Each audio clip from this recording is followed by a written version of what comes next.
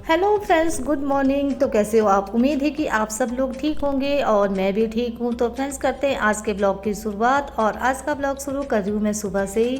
तो फ्रेंड्स, मेरे आंगन में खिले हैं बहुत ही सुंदर सुंदर से फूल, लाल, पीले, गुलाबी, काफ़ी प्रकार के फूल हैं। तो फ्रेंड्स, ये देखो कितना सुंदर फूल है, ये भी पीला भी बहुत ही सुंदर है। तो फ्रेंड्स, चलो अब कर लेते हैं गौरा और पाखू को नहाने की तैयारी। तो यहाँ पे मैंने सुबह सुबह ही गौरा और पाखू को थोड़ा थोड़ा पानी फेंक के भिगो दिया है। और अब काफ़ी टाइम दिनों बाद मैं गौरा और पाखू का स्नान कर रही हूँ। यहाँ पे कन्नू और पाखू कर रहे हैं आपस में मस्ती, खूब प्यार लड़ाया जा रहा है पाखू के साथ, और पाखू भी खूब प्यार लड़ा रही है कन्नू के साथ।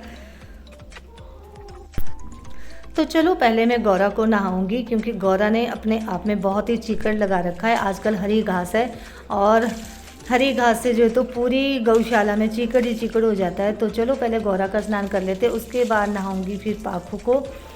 पाखू थोड़ा नहाने के लिए अभी खुश नहीं रहती, क्योंकि इसे आदत नहीं है, अभी बच्चा है तो थोड़ा वो करती है नहाने के लिए आनाकानी। तो फ्रेंड्स, पाखू को भी नहा दिया। अब लगाएंगे इनमें थोड़ी थोड़ी सी दवाई। आजकल हरी घास में छोटे छोटे चिड़न पड़े होते हैं, तो घास से वो चिड़न जो है तो पशुओं में चढ़ जाते हैं। तो मैंने गौरा और पाखू को थोड़ी थोड़ी दवाई लगा दूंगी, ताकि मेरे गौरा और पाखू को वो चिड़न ना पड़े। वैसे फ़िलहाल अभी इनमें वो चिड़न नहीं है, पाखू को थोड़े हल्के हल्के से चिड़न पड़ना स्टार्ट हो गए। तो पाखू को भी मैंने दवाई लगा दी, और पाखू बड़े आराम से दवाई लगा रही थी, क्योंकि जैसे मैं दवाई लगा रही थी ना, तो पाखू को खारिश भी हो रही थी, वो भी पाखू की मिट रही थी। तो बस हमारा तो डेली का काम है, पशुओं के साथ कब हमारा टाइम पूरा हो जाता है पता ही नहीं चलता, सुबह से लेकर शाम तक। तो यहाँ पे कन्नू कर रही थी जिद कि मुझे नाशपाती खानी है, और नाशपाती भी वो खानी है जो सबसे ऊपर लगी थी, बड़े वाली नाशपाती। तो चलो फ्रेंड्स, मैं वो वाली नाशपाती निकाल लेती हूँ कन्नू के लिए।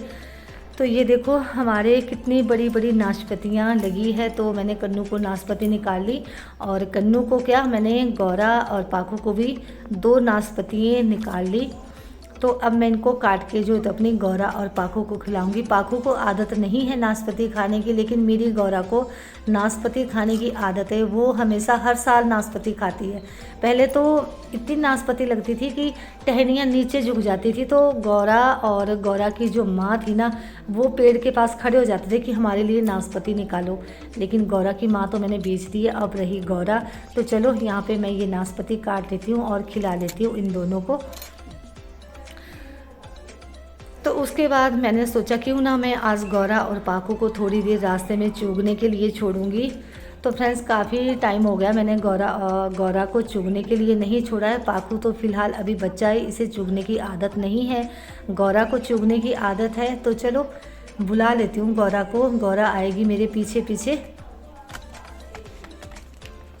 तो चलो अब गौरा और पाखू को चुगा लेते हैं ऊपर रास्ते में, ताकि गौरा और पाखू को मैंने नहाया था वो भी सूख जाएगा। और रास्ते में बहुत ज़्यादा घास पड़ी है, आजकल बरसात के दिनों में हरी घास उगती है बहुत ही रास्तों के किनारे किनारे। तो मैं वो भी चुगाऊंगी गौरा को, और थोड़ी देर इनका घूमना फिरना भी हो जाएगा।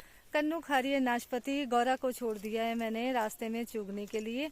और काफ़ी टाइम बाद छोड़ा है मैंने गौरा को चुगने के लिए, कम से कम 1 साल बाद। जब से गौरा के बच्चा होना था तब से मैंने गौरा को बिल्कुल भी चुगने के लिए नहीं छोड़ा है। और हमारी पाखू अब 3 महीने की हो गई है, तो अब छोड़ा है मैंने गौरा को रास्ते में चुगने के लिए नहा के।